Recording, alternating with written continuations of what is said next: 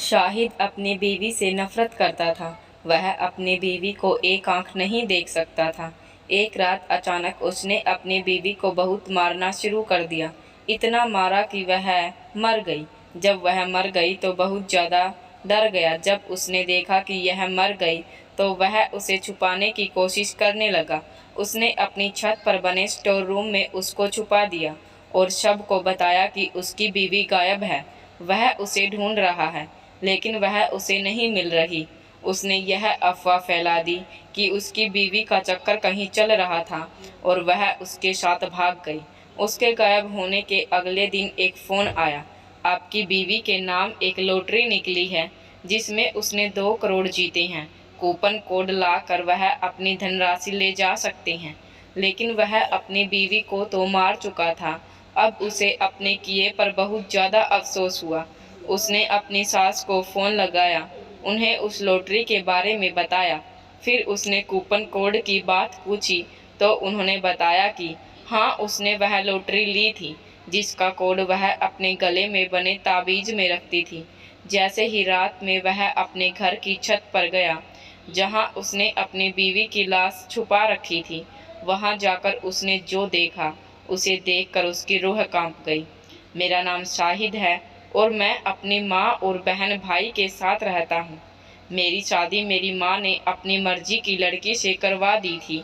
उनका कहना था कि मैं उस लड़की के साथ बहुत खुशहाल रहूँगा और मैंने बचपन से ही अपनी ज़िंदगी में बहुत सारी परेशानियाँ देखी थी और मैंने अपना पूरा बचपन बहुत ही ज़्यादा गरीबी में गुजारा है। हमारे बाबा बेचारे सुबह से लेकर शाम तक मजदूरी करते थे और उस पर जो भी उन्हें दिहाड़ी मिलती थी उसी से हमारा गुजारा होता था। उसी से हमारे पूरे घर का पालन पोषण होता था। मैं भी घर के हालात को देखते हुए पूरी कोशिश करता, वह भी थोड़ा बहुत सिलाई का काम करती ताकि मुश्किल वक्त में घर के लिए कुछ जोड़ सके, बाबा का हाथ बटा सके। इस तरह से हमने अपना पूरा बचपन गुजारा है और बड़े हुए मुझे यह गरीबी की ज़िंदगी बहुत बुरी लगती। एक एक चीज़ के लिए बहुत सोचना पड़ता।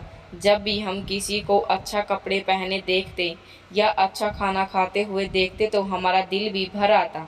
मैंने सोच लिया था कि मैं एक अमीर आदमी बनूंगा और एक अमीर लड़की से शादी करूंगा। मेरी शक्ल सूरत तो बहुत अच्छी थी, बस मेरी जेब खाली थी और हरकतें आवारा लड़कों जैसी थी। मैंने अपनी माँ से कहना शुरू कर दिया कि मेरी शादी किसी अमीर लड़की से करवा दें। अम्मा यह सुनकर पहले तो बहुत ज़्यादा परेशान हो गई, फिर मुझे डांटने लगी, कहने लगी, बिल्ली को ख्वाब में भी चिचड़े नजर आने लगे हैं। गरीब की औलाद हो, गरीब ही बन कर रहो और गरीबों को औकात जितनी ही ख्वाब देखने कहते हैं। खुद करो, पहले पढ़ो लिखो, आगे बढ़ो, किसी काबिल बनो, फिर किसी अमीर लड़की को अपनी बीवी बनाने की सोचो। अगर ऐसे ही आवारा रहोगे तो कौन पागल होगा जो तुम्हें अपनी बेटी से ब्याह देगा। माँ कह तो बिल्कुल ठीक ही रही थी, लेकिन मैंने भी कसम खा ली थी कि अपनी बात से पीछे नहीं हटूंगा। शादी करूंगा तो एक अमीर लड़की से ही करूंगा जो खूब पैसे वाली हो और उसके बाप की दौलत से अपने ख्वाब पूरे करूंगा। फिर मैंने दिन रात मेहनत करना शुरू कर दिया, क्योंकि आज के दौर की लड़कियां जेब से ज़्यादा शक्ल सूरत और पहनावे पर ध्यान देती हैं। मेरी शक्ल तो थी ही अच्छी, बस थोड़ा सा खुद को तराशना था। फिर मैंने किराए की दुकान से 4 जोड़ी कपड़े उधार लिए, एक सूट बूट लिया जिनको पहनकर मैं और भी ज़्यादा हसीन और अमीर लगने लगा। लोग मुझे देखकर समझते थे कि मैं किसी अमीर बाप की इकलौती औलाद हूँ और मैं इसी हालत में यूनिवर्सिटी जाकर खूब घूमता। काफ़ी टाइम तक ऐसा ही चलता रहा, लेकिन कोई काम नहीं बना। किसी लड़की ने मुझे भाव नहीं दिया, बल्कि उल्टा मैं कर्ज में डूब गया। अम्मा को कहा कि कर्जा उतार दो तो उन्होंने साफ मना कर दिया।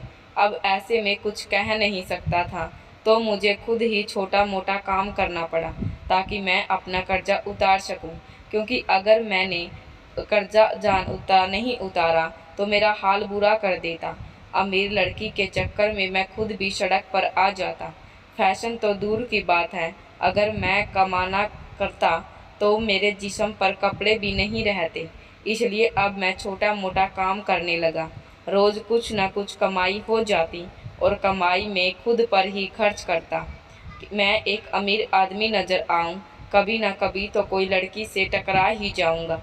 मेरी जिंदगी का सबसे बड़ा ख्वाब ही अमीर बनना था और सबसे बड़ा मकसद भी किसी अमीर की बेटी से शादी करना। मैं दिन रात इसी ख्वाब के लिए मेहनत करता। दूसरी तरफ मेरी माँ ने देखा कि अब मैं काम करने लगा हूँ, ठीक है, पर घर में नहीं देता, लेकिन कम से कम अपने खर्चे तो पूरे करता हूँ। तो अम्मा ने यही समझा कि मुझ पर शायद उनकी नसीहत का असर होने लगा है और मैंने सच्चाई को अपना लिया है। इसलिए माँ ने मेरे लिए अपने बराबर के लोगों में रिश्ता देखना शुरू कर दिया। मुझे इस बारे में कुछ भी पता नहीं था। अम्मा मेरी शादी के लिए लड़की ढूंढ रही थी। मुझे तो उस दिन पता चला जिस दिन लड़की वाले मेरे घर आ रहे थे। मैं सुबह काम पर जा रहा था तो अम्मा ने मुझसे कहा, बेटा आज काम पर मत जाओ, लड़की वाले आ रहे हैं हमारा घर देखने और तुम्हें देखने। अम्मा की यह बात सुनकर मुझे बहुत गुस्सा आया। अगर लड़की वाले हमारे घर आ रहे हैं तो उसका मतलब यही था कि अम्मा लड़की पसंद कर चुकी है और अब वह लोग मुझे देखने आ रहे हैं। मैंने अपनी माँ से पूछा, तुमने लड़की कब और कहाँ देखी? मैंने हैरत से सवाल किया तो अम्मा बहुत जोर जोर से हंसने लगी और कहने लगी कि 1 महीने से मैं तुम्हारे लिए लड़की ढूंढ रहा हूँ, लेकिन कोई 5-7 लड़की देख चुकी हूँ। मुझे उन सब में से यह लड़की सबसे ज़्यादा पसंद आई। इस लड़की के घर वाले भी काफ़ी अच्छे हैं, लड़की पढ़ी लिखी भी है, इसलिए मैंने इन लोगों को अपने घर बुला लिया। अम्मा ने मुझे पूरी डिटेल से समझाया। मैंने उनसे पूछा, क्या लड़की के घर वाले अमीर हैं? मुझे लगता है आपको मेरी बात याद ही होगी। आपने रिश्ता ढूंढते वक्त मेरी बातों का ध्यान रखा होगा।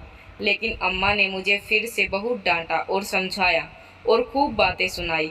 उससे पहले कि मैं अम्मा से जवाब देता या मैं उन्हें कुछ समझाता, उसी वक्त लड़की वाले घर आ गए।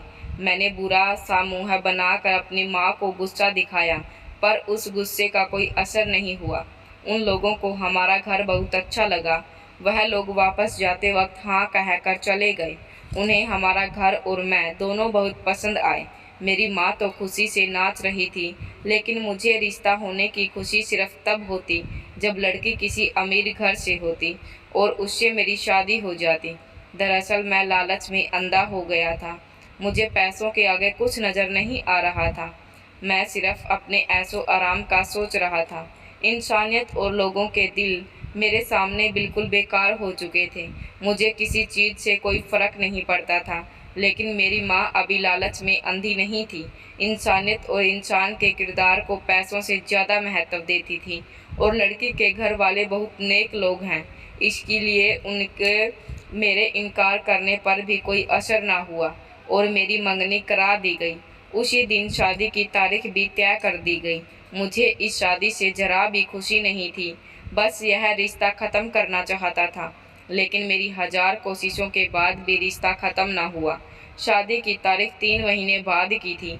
मैंने उन 3 महीनों के वक्त में हर वक्त कोशिश की कि यह रिश्ता जैसे तैसे ख़त्म हो जाए। लड़की के घर वाले गरीब थे, इसलिए मुझे बिल्कुल भी पसंद नहीं थे। फिलहाल शादी का दिन आ चुका था। मेरी माँ बहुत ज़्यादा खुश थी। आखिर यह रिश्ता मेरी माँ ने जो कराया था, इसलिए वह बहुत ज़्यादा खुश थी। हालांकि मेरी शादी वाले दिन मेरे चेहरे पर कोई खुशी नहीं थी और मैं पूरे टाइम मुँह फुला कर बैठा रहा। निकाह के वक्त यही सोच रहा था कि कैसे भी मैं अपनी जान बचाऊं। फिर आखिरकार मेरे दिमाग में एक तरीका आया जिससे मेरे चेहरे पर मुस्कुराहट आ गई। बेमन से की हुई शादी और रिश्ते से जान छुड़ाने का तरीका मिल गया था। अब बस उस पर काम करना था और वह गरीब लड़की जिससे मेरी शादी होने वाली थी मेरी ज़िंदगी में कहीं नहीं रहती और मैं अपनी शादी कर सकता था, यानी अमीर लड़की से शादी कर लेता और ऐश की ज़िंदगी बिताता था। उससे छुटकारा पाने का तरीका मिलने के बाद मैं काफ़ी सुकून से हो गया, लेकिन मुझे रात होने का इंतज़ार था। मैं भी बेचैनी से वक्त गुजार रहा था और इंतज़ार करने लगा कि कब शादी की सारी रस्में पूरी हों और मैं अपनी बीवी के कमरे में जाऊं और उससे छुटकारा पाऊं। जब सब लोग सो गए तो मैं अपने तैयार किए हुए मंसूबे पर अमल करने की ठान ली, लेकिन पता नहीं ना जाने क्यों मुझे डर भी लगने लगा। जाहिर है कि तरीका मैंने सोच लिया तो था। वह इतना खतरनाक था कि अगर कोई सुन लेता तो उसकी रूह कांप जाती। मैं सोच रहा था कि मैं जितनी जल्दी अपनी बीवी से छुटकारा पाऊं उतना ही अच्छा होगा, लेकिन साथ ही उतना ही ज़्यादा डर भी लग रहा था। सारे कामों से निपटने के बाद जब मैं अपने कमरे में आया, अपनी बीवी को बेड पर बैठा देखा, मेरा इंतजार करता। उसे देखकर एकदम मेरे दिल को एक सुकून सा मिला और मैं अपनी योजना के बारे में भूल गया। कौन ऐसा जालिम पति होगा खूबसूरत लड़की के पास जाकर इस मौके को गंवाना चाहेगा? वह भी तब जब लड़की उसकी पूरी तरीके से हो और वह उस पर पूरा हक रखता हो। मैंने अपनी सारी योजनाओं पर पानी फेर दिया और कुछ अरसे के लिए सब कुछ भूलकर अपनी बीवी की तरफ आगे बढ़ा। शादी तो अब हो ही गई थी। अब लड़की अमीर हो या गरीब उससे क्या फ़र्क पड़ता। मैं इसमें क्या कर सकता था? लेकिन बीवी बहुत खूबसूरत थी। उसे देखकर मैं उसकी तरफ खींचा चला गया और हम दोनों ने कुछ दिन बहुत खुशी से बिताए। मेरी बीवी भी मुझसे बहुत खुश थी। मैं भी शादी की खुशी में भूल गया था कि मैंने भी एक योजना तैयार रखी है अपनी बीवी से छुटकारा पाने की। पूरे 1 महीने बाद उस दिन मेरी बीवी ने अपने मायके जाने की बात कही। मैंने उसे खुशी खुशी जाने दिया। उस दिन जाते वक्त उसने कहा, मेरे पास आपके लिए बहुत बड़ा सरप्राइज है, बस दुआ करो। मैंने उससे कहा, बताओ जल्दी। लेकिन वह बोली, कल आकर बताऊंगी। मैंने भी ज़्यादा जोर नहीं दिया और उसे मायके छोड़ आया, यह कहकर कि शाम को आते वक्त वापस ले आऊँगा। वापस आया तो मुझे बहुत दिनों बाद अपनी योजना याद आई। तो फिर मैंने अपना सिर्फ बेटा और उस पर काम क्यों नहीं किया और सोचने लगा। लेकिन अब और कुछ सोचने की ज़रूरत नहीं थी। मैंने सोच लिया था कि वह हर हाल में इससे छुटकारा पा लेगा और कुछ सोचने लिया था अब हर हाल में अपना मकसद पूरा करके रहेगा। मैं उस व्यक्ति भूल गया था कि मेरी बीवी दरअसल मेरे लिए नसीब वाली साबित हुई है और साथ ही कुछ सरप्राइज भी देने वाली है। मैंने अपनी योजनाओं पर काम शुरू कर दिया। मैंने बीवी को शाम को अपने भाई के साथ वापस आने को कहा। वह बहुत ही ज़्यादा खुश थी। उस वक्त तो मुझे बहुत ज़्यादा अजीब लगा क्योंकि आज से पहले उसे इतना खुश कभी नहीं देखा। लेकिन मुझ पर उस दिन कुछ असर नहीं हुआ और मैंने अपनी योजना पूरी करने की ठान ली थी। आखिरकार वो दिन आ ही गया जब मैंने खामोशी से उस पर अमल करना शुरू करा। रात के 3 बजे मैं अपनी छत पर गया और अजीब तरीके की आवाज़ निकाली। मेरी बीवी उस वक्त गहरी नींद में थी, लेकिन वह आवाज़ सुनकर हड़बड़ाहट से जाग गई और इधर उधर देखा। तब उसे कहीं नज़र नहीं आया तो फ़ौरन ही छत की तरफ आगे बढ़ी। मैं उस टाइम दरवाजे के पीछे छुपा हुआ था। जैसे ही वह छत पर चढ़ी मैंने उसे पकड़ लिया और उसके मुँह में कपड़ा ठूस दिया और उसे बहुत मारा, इतना मारा कि उसकी जान जा चुकी थी। मैंने उसे लिटाया और छत पर बने स्टोर रूम में छुपा दिया, जहाँ कोई नहीं आता जाता था।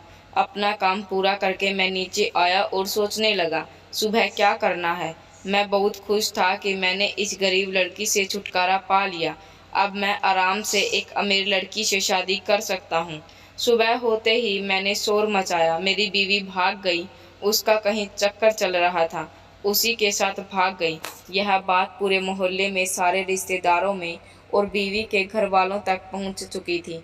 मैं बहुत उदास होने का नाटक कर रहा था। हाय, मेरी बीवी भाग गई, क्या कमी थी मुझ में। सब लोग मेरी बीवी को बहुत बुरा भला कहने लगे। उसके मायके वालों ने शर्म से सर झुका लिया और उससे बुरा भला कह रहे थे, कैसी लड़की है, भाग गई। मैं अंदर ही अंदर खुश हो रहा था। चलो, जैसी योजना बनाई थी वैसे ही सब काम पूरा हुआ। जब मैं सारा ड्रामा करके थक चुका था तो अपने कमरे में थोड़ी देर बाद मुझे एक फ़ोन आया।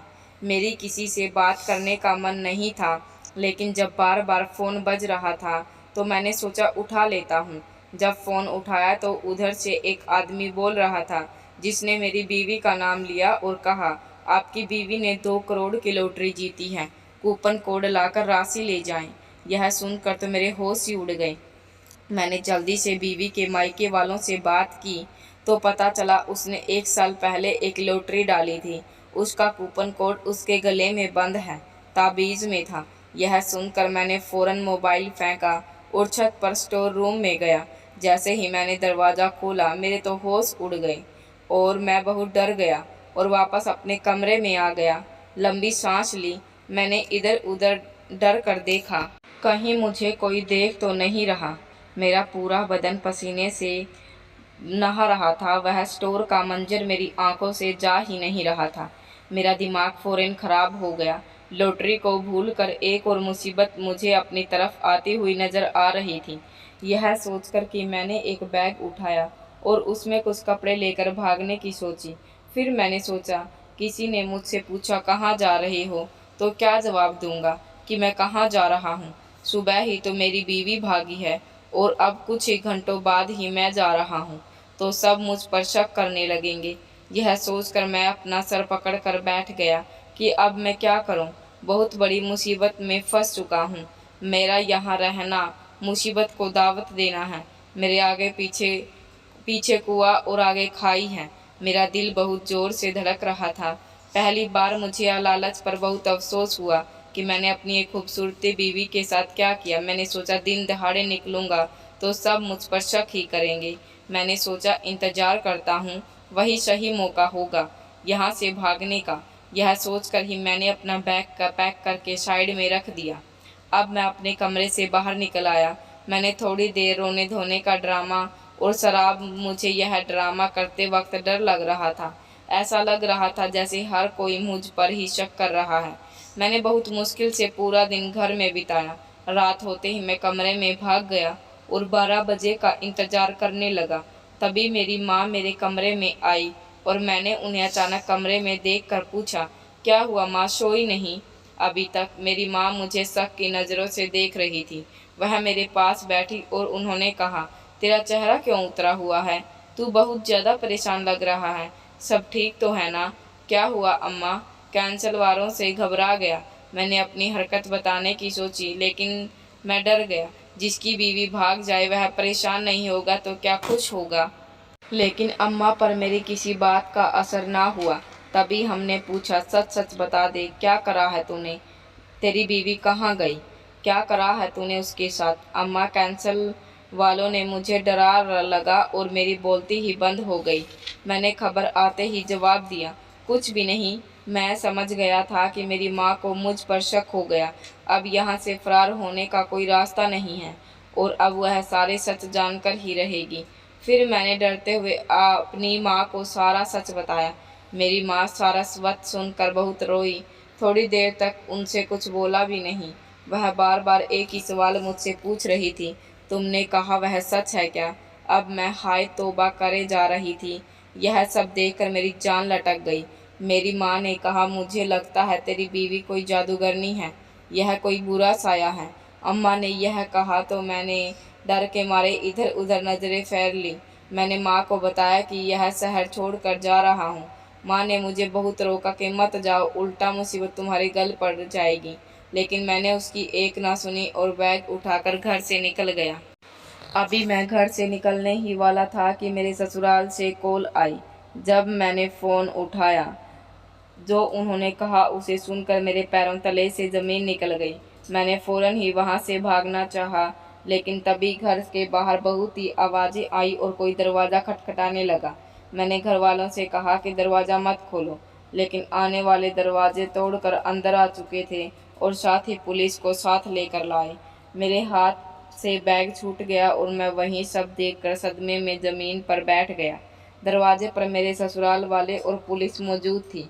मेरी सास ने खामोशी से मुझे देखा और जैसे ही थोड़ा आगे होकर साइड में हुई, उसके पीछे मेरी बीवी खड़ी थी, जिसे देखकर मेरी और मेरी माँ की चीख निकल गई। उसी समय मुझे माँ की वह बात याद आई कि तेरी बीवी शायद कोई जादूगरनी है। यह सोचकर ही मैं सांप काँप रहा था। मेरी सास के पीछे जो लड़की खड़ी थी वह मेरी बीवी है और मेरे ससुर ने जो बात कॉल पर कही, उसने यह कहा, तुम्हारी भागी हुई बीवी को हम लेकर घर आ रहे हैं। मेरी बीवी सही सलामत उनके साथ खड़ी थी। मुझे बहुत अच्छे से याद है कि मैंने उसे मार दिया था। यह सब सुन सोच कर ही मेरा दिमाग घूमने लगा। आखिर यह सब क्या हुआ? मेरे ससुराल वाले कैसे आ गए? उन्होंने कहा, बेटा तुम्हारी भागी हुई बीवी को हम वापस लेकर आए हैं और उन्होंने कहा, बेटा हमें माफ़ कर देना कि हमारी बेटी ने ऐसी हरकत करी, लेकिन अगर अभी भी ऐसा कुछ करे तो इसे जिंदा ज़मीन में गाड़ देना। मेरे ससुर ने मेरी बीवी का हाथ मेरे हाथ में देते हुए शर्मिंदा होकर कहा, मैं यह सोच रहा था कि लोग मुझे कत्ल के केस में गिरफ्तार करवाने आए हैं, लेकिन ऐसा कुछ नहीं था। वह लोग मेरी बीवी को मेरे पास छोड़कर पुलिस को लेकर वापस चले गए, लेकिन मेरी बीवी के सवाल अभी बाकी हैं। मैंने अपनी बीवी की तरफ देखा जो खामोशी से अंदर चली गई।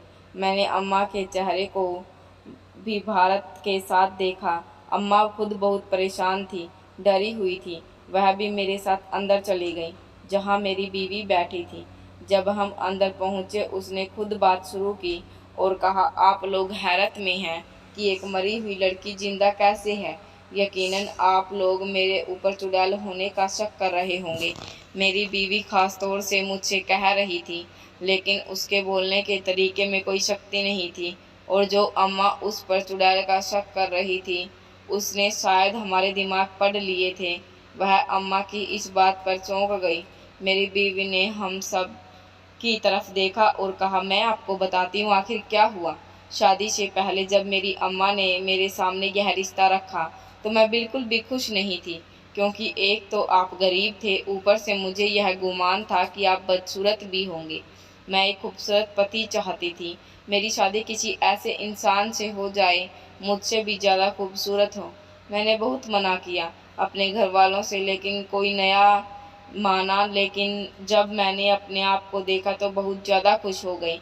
मैंने सोचा कि मुझसे भी ज़्यादा खूबसूरत पति मिला, और जब मैंने अपने आप को आपके साथ देखा तो हम दोनों साथ में बहुत ज़्यादा अच्छे लग रहे थे। उसके बाद जैसे जैसे हमने साथ में समय बिताया तो मुझे अंदाज़ा हो गया कि आप गरीबी की ज़िंदगी से बहुत परेशान हैं। मेरा बहुत दिल करता था कि मैं आपके लिए कुछ करूं। उन्हीं दिनों मेरी एक बहन ने मुझे एक लॉटरी के बारे में बताया। मैंने अपनी सलामी के पैसों से लॉटरी डाली और सोचा इनाम निकलेगा तो मैं आपको एक अच्छा सा तोहफा दूंगी। मैंने अपने मायके वालों को समझा दिया, अगर कभी आपके सामने बात आए तो कह देना लॉटरी मैंने शादी से पहले डाली थी, क्योंकि मैं चाहती थी कि आप यह ना समझे कि मैंने आपकी गरीबी देखकर लॉटरी डाली है। मुझे लगा कि शायद आपको बुरा लग जाएगा। घर से जब उस दिन मैं मायके जा रही थी तो बहन ने बताया कि तुम्हारी लॉटरी निकल आई है। मैं बहुत ज़्यादा खुश थी। मैं मायके गई तो खुद ही लॉटरी का कूपन कोड डालकर पैसे निकाल लूँगी, लेकिन फिर ख्याल आया जब आपको कॉल आएगी तो आप इतना ज़्यादा खुश होंगे, इसलिए मैंने अपना नंबर वहाँ दिया और आपको फ़ोन करवाया, आपको कॉल करके खुशखबरी दी। मैंने उस दिन आपको कहा था ना कि वापस आकर सरप्राइज़ दूंगी। मेरे पास लॉटरी वाली खुशखबरी थी और तुझसे यह है कि मैं माँ बनने वाली हूँ। लेकिन उससे पहले कि आपने मेरा कत्ल करना चाहा, मैंने जब आपको जानवर की तरह मुझे मारते हुए देखा तो मैं सांस रोक कर ड्रामा कर रही थी कि मैं मर चुकी हूँ, ताकि मेरी जान बच जाए और मुझे मुर्दा समझकर आप फेंक दें और चले जाएं। जब आप चले गए तो मैं उठकर अपने रास्ते चली जाऊंगी। जब आप मुझे मुर्दा समझकर चले गए तो मैं उठी और अपने जख्मों को चेक करके घर से निकली और अपने पापा को कॉल किया। वह मुझे लेने आए और मैं उनके साथ अपने मायके चली गई। वहाँ मैंने अपनी मरहम पट्टी करवाई। मेरे घर वालों ने कहा कि आप पर केस करवाना चाहिए, लेकिन उससे पहले वह ऐसा करते। मैंने उन्हें बताया कि वह मेरे होने वाले बच्चे के बाप हैं। आप लोग ऐसा कुछ ना करें, मुझसे यह सब बर्दाश्त नहीं होगा। फिर मैंने एक योजना बनाई कि मैंने कैसे अपने आप को पुलिस कैसे हवाले किया, मेरे मायके वालों को मैं कहाँ मिली और फिर मुझे आपके पास आई और आपके हवाले कर यहाँ से चले गए। मेरे पापा ने मेरा बहुत साथ दिया। मेरी बीवी ने जब सारी कहानी बताकर ख़त्म की, मेरे घर वालों को हैरत हो रही थी कि इतना कुछ हो जाने के बाद भी यह औरत वापस कैसे आ सकती है मुझ जैसे जानवर के पास। फिर मुझे समझ आई कि मैं अपना भरोसा खो चुका हूँ। वह बस हमारे होने वाले बच्चे की वजह से आई है, और यह अजूबा ही था कि मैंने उसे इस कदर मारा। उसके बाद भी बच्चा सही सलामत था। सब सोचकर ही मैं अपनी बीवी के पैरों में गिर गया और उसे सच्चे दिल से माफ़ी मांगी, और खुद से भी। इसके ज़्यादा बाद मैंने अपनी बीवी को कहा, मुझे लॉटरी से निकलने वाली रकम से कुछ नहीं चाहिए और उसे किसी गरीब में बांट देंगे। मैं मेहनत करके हलाल रोटी कमा लूँगा। और उसके बाद मेरी बीवी ने वह इनाम गरीबों में बांट दिया और मैंने अपने लालच से तौबा कर ली और बहुत मेहनत करना शुरू कर दी। मेरी बीवी बहुत अरसे तक मुझसे दूर रही, लेकिन जब खुदा ने हमें एक प्यारी सी बेटी दी तो मेरी बीवी का दिल नरम पड़ गया और मैं अपनी बीवी का बहुत शुक्रगुजार हूँ। उसके बाद से मेरी उससे मोहब्बत और ज़्यादा बढ़ गई और उसकी मोहब्बत ने फिर मेरी दुनिया ही बदल दी। दोस्तों, उम्मीद करती हूँ आपको हमारी कहानी पसंद आई होगी।